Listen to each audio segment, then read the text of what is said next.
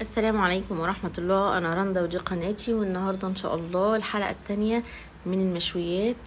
امبارح عملنا فتة الزبادي، إن شاء الله هنعمل النهاردة سلطات مشكل كده استعدادا لبكرة إن شاء الله عشان هنشوي. فأنا نقيت كده كام نوع سلطة، يعني الناس كلها بتحبها مبيختلفوش عليها، طعمها حلو، وقلنا نعملهم سوا بس يعني بشكل مختلف، نضيف إضافات جديدة عشان الواحد يحس إن هو بياكل حاجة جديدة. ولو انتوا عايزين نغير السلطات او نعمل اصناف تانية او نعمل حلقة كمان، ما عنديش مشكلة، اكتبوا لي في الكومنتات وانا اعمل لكم اللي انتوا عايزينه. بس دي السلطات اللي احنا غالبا بنروح يعني نتغدى بره نلاقيها في اي محل موجودة، فقلنا نعملها سوا نشوف بتتعمل ازاي. عشان دي يعني الطبق الجانبي اللي بيفتح النفس على الاكل دايما ومحدش يقدر يستغنى عنه، يعني عن السلطة. نبدأ مع بعض كده صنف صنف ونشوف هنعمله ازاي الطريقة ان شاء الله تعجبكم يعني. نبدأ مع بعض كده اهو. سلطة مكرونة، هسلق المكرونة في شوية ملح. المكرونة السوستة دي انا بحب بصراحة اديها غلوة على النار واطفي، لان هي بتفك بسرعة السوستة، فعشان تحافظ على قوامها يعني. حطيت معلقة كبيرة خل عنب، معلقة زيت ذرة، معلقة صغيرة ملح، ودي ذرة حلوة، شبت مفروم، وده بصل انا مقطعاه ترانشات وحطاه في معلقه خل. ولما نزل الحرقان بتاعه ده او الحموان بتاعه حطيت عليه معلقه كبيره سماق. الذره دي ممكن نبدلها برمان لو عايزين، لو مش بنحب الذره او مش متوفره. حطيت ربع كوبايه ذره وربع كوبايه شبت وربع بصل. البصل ده لو احمر يكون احلى من الابيض.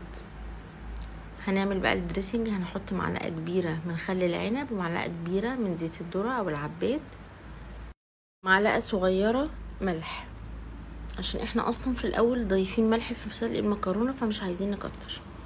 نقلب بقى الدريسنج كده عشان الملح يدوب ونخلط المكونات مع بعض. السلطه دي من السلطات اللي هي لما بتبات في التلاجة بتبقى احسن، التتبيله بتاعتها بتشرب من بعضها فبيبقى طعم المكرونه احلى. خل العنب ده ممكن نبدله بخل تفاح او خل ابيض لو مفيش خالص. بس كده دي اول سلطه خلصت معانا. بعد كده هنعمل سلطه بطاطس. انا جبت بطاطس صغيره وسلقتها، وانا بسلقها شقتها شويه وحطيت معاها ملح، ده بصل اخضر ترانشات، بقدونس مفروم، ده لفت احمر، انا حبيت اوريكم شكله بس. معلقه كبيره عصير ليمون وزيها خل، معلقه كبيره، معلقه صغيره ملح عشان برضو انا سلقه البطاطس في ملح، ومعلقه كبيره زيت، برضو زيت ذره. هحط بقى كل المكونات مع بعض، الزيت والملح والليمون والخل، ده خل ابيض عادي على فكره. وبرضو السلطه دي من السلطات لما بتبات في التلاجة بتبقى احسن. في ناس بتحط مع البطاطس دي توم، بس انا بحب البصل الاخضر بصراحه، نكهته مش حاده قوي بس طعمه احلى.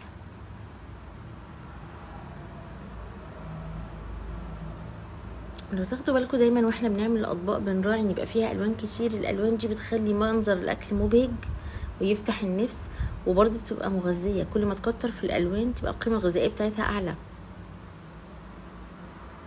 ويبقى الاكل ليه فايده. هقلب بقى كل المكونات دي مع بعض، وبرضه دي ممكن من قبلها بيوم تتعمل وتتحط في التلاجة.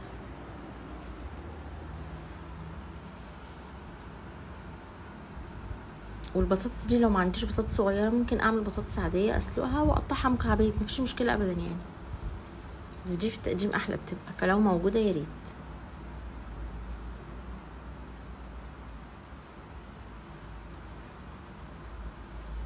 هنا هنعمل الكولي سلو. انا بشرة الكرنب في المبشره والجزر كمان بشراه، ودي كوبايه مايونيز، نص كوبايه زبادي، ومعلقه صغيره خل، ومعلقه كبيره عسل نحل.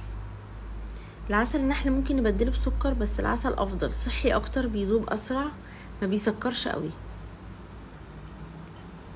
كمية الزبادي والمايونيز طبعا دايما بتبقى واحدة نص التانية، الزبادي نص يبقى المايونيز كوباية. هنضيف العسل وبرضو الكرنب كوباية والجزر نص.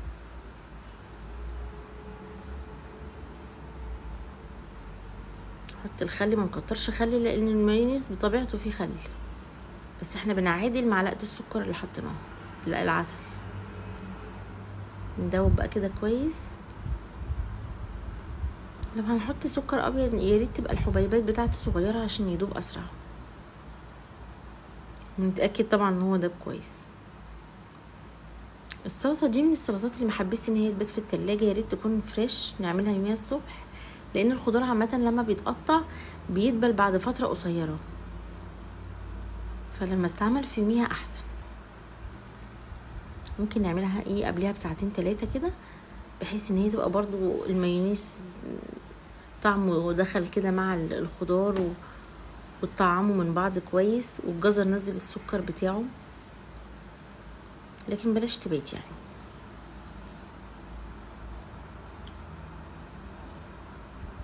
وبس خلاص عملنا كده الكوليسلو. وطبعا الكرنب ممكن نحط الموف بدل الابيض، مفيش مشكله. هنا بقى هنعمل فتة حمص، فتة شامي، معلقه ملح، بقدونس للتزيين، خل، زيت زيتون، حمص مسلوق، عيش سوري لبناني محمص تحميصه حلوه كده خفيفه، وزبادي برضو مخففه بمعلقتين لبن. هنحط العيش.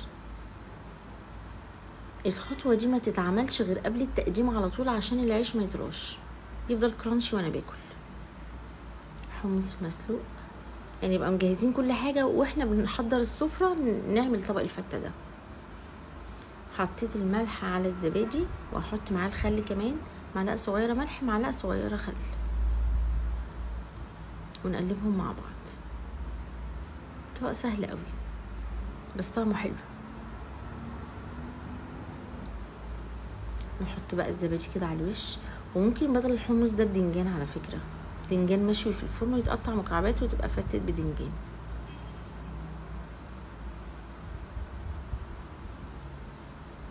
عشان الناس اللي ما بتحبش الحمص، او مثلا القولون بتاعها تعبان او حاجه ما تستحملش الحمص، ممكن تبقى فتة بدنجان حلوه قوي برضو، جميله. انا بحب البدنجان جدا وكله حديد.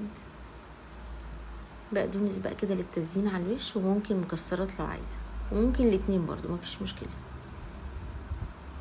ورشه زيت زيتون وخلاص. الزبادي بتاعنا هو الراعي الرسمي للعيد السنه دي، ما بنستغناش منه ابدا، خفيف وصحي بيهضم الاكل. هنا هاخد معلقتين زبادي ومعلقتين طحينه وكوبايه حمص، زيت زيتون، ملح، خل، ليمون، ملح وكمون وشطه، وده زعتر لبناني للتزيين بس للوش، عشان دايما يبقى الطبق شكله حلو واحنا بنقدمه، ما نهتمش بس بطعم الاكل. هحط كوبايه الحمص في الكبه، هسيب شويه بس للتزيين صغيرين قوي. احط معاهم نص كوبايه الزبادي او معلقتين كبار، برضو معلقتين طحينه،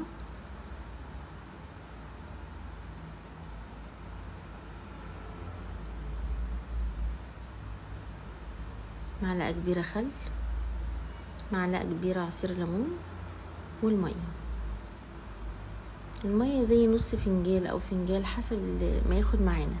ملح والفلفل، الملح والكمون والشطه كله على بعضه، ما حطيتش الزيت وما حطيتش الزعتر. اضربهم في الكبه كويس جدا، لان الحمص من الحاجات اللي بياخد وقت شويه في الضرب عشان يبقى ناعم. ده قوام اهو، لا تقيل ولا خفيف يعني، وانا بحط الميه ازودها شويه شويه عشان ما تخفش مني قوي واضطر ازود طحينه. انا مش عايزه طعم الطحينه يداري طعم الحمص، لان دي سلطه حمص مش طحينه. وخلاص كده خلصنا، وهنزوق الطبق. موضوع بسيط جدا وسهل وممتع جدا في الشغل.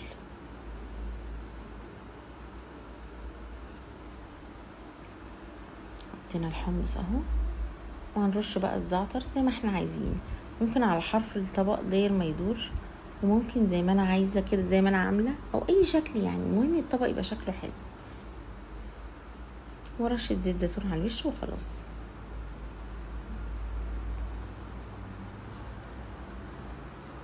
يبقى احنا كده عملنا وصفتين من الحمص، واحده مصري واحده سوري. شوفوا شكله ظريف ازاي، مع شويه عيش محمص برضو هيبقى حلو قوي. هنا هنعمل بقى متبل وبابا غنوج.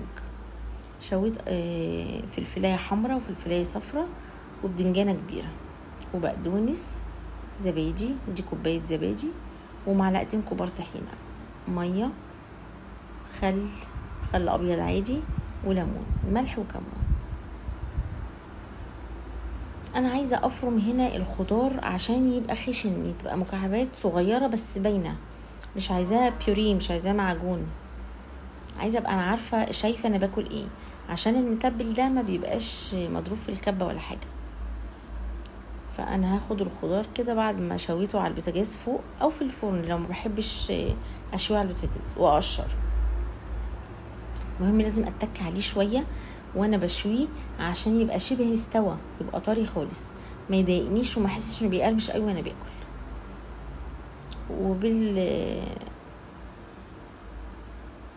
زي ما انتوا شايفين كده بفرمه بالمخرطه بتاعه الملوخيه اهو، اخرطه على قد ما اقدر بحيث ان هو يبقى عندي مكعبات صغيره. بصوا المنظر بعد ما خلصت اهو. هقسمه بقى 2 واعمل منه نوعين السلطه، المتبل والبابا غنوج. اخد شويه هنا اهو، دول هعملهم المتبل الاول.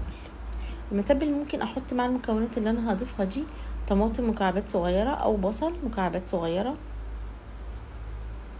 بس انا فضلت يعني البقدونس عشان يبقى اللي تعتبر سلطه مشاوي سخنه يعني. بقدونس مفروم ناعم اهو، شويه ملح وكمون، مش كتير عشان مش عامله كميه كبيره، رشه بس، وشويه عصير ليمون صغيرين، نص ليمونه ولا حاجه، وزيهم خل. اقلبهم بقى كويس،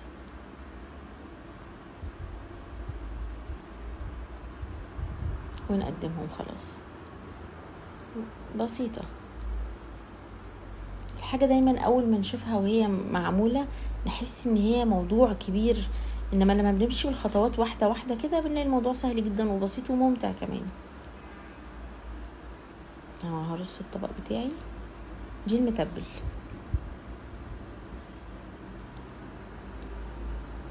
واحط عليها من فوق كده رشه زيت زيتون في الاخر برضو وخلاص.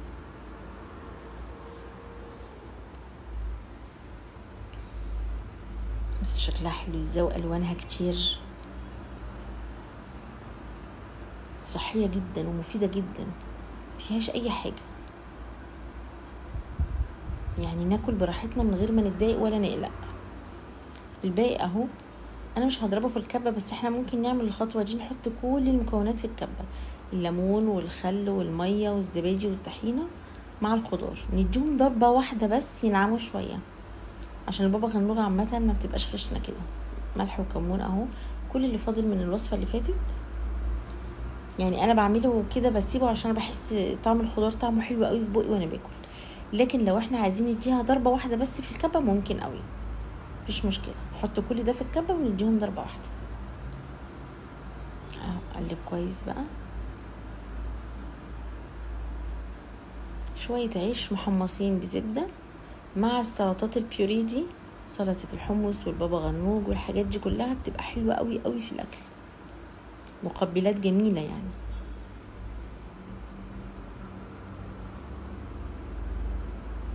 بصوا منظرها حلو ازاي، غير البابا غنوج المعتاد يعني. وانا هنا ما حطيتش توم قصده برضو على فكره يا جماعه، ممكن نزود توم مفيش مشكله.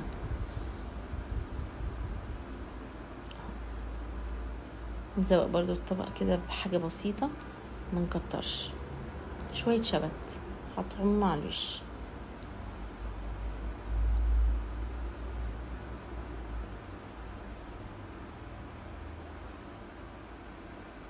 وبس كده خلصنا وصفات النهاردة. دي السلطات اللي عملناها سوا، يا رب تعجبكم، وان شاء الله تستناكوا بكرة في حلقة الشوي ونشوف هنعمل ايه جديد مع بعض.